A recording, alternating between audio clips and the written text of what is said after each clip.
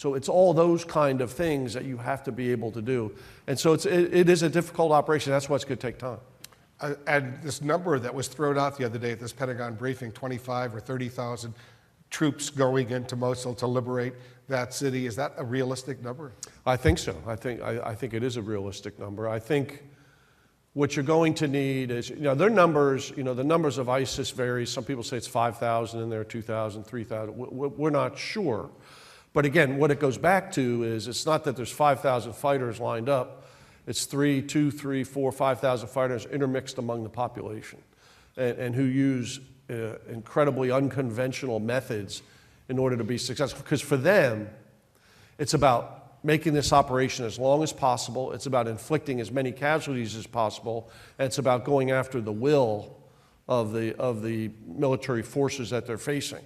So for them, it's not necessarily you have to absolutely defeat. It is about stretching this out. It's about making the population suffer. It's about inflicting casualties on the enemy. So you got to be prepared for that as you go in. And are they still successful in recruiting new members? So I think that, the one thing I'll say is their ability to use, social media and promote on the internet I think they are still recruiting. And I think they are recruiting from many different parts of the world. And so I do believe that's something that is going on. And I think one of the reasons why it's important that we take this threat seriously is we want to stop this now. We don't want this to continue to grow over time.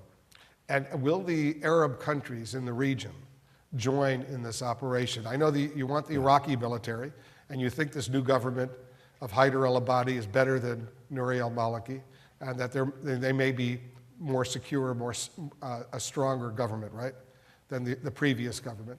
But will other Arab countries in the region actually get involved on the ground, whether Jordan, UAE, Kuwait, Saudi Arabia, Egypt?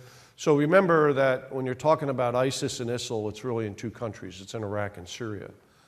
And so it's not just defeating them in Iraq, it's defeating them in Syria. So I think where we've built the major part of the coalition and to support is in Syria. And I think that's an important part of this as well. So part of it is getting into Mosul, which I think should be done by Iraqi security force, a sovereign nation solving a problem inside of their own country. So there's no indication Jordan's going to go into Iraq? But I'm not sure we want that. I think we would rather have them focus, as we begin to train the Syrian army, Free Army, I think that's when we want help from Jordan and other places that are willing to come in and help us, because we're going to have to also remember that you have ISIS operating in Syria. And we don't want them to have a safe haven. So if you defeat them in Mosul, they just run into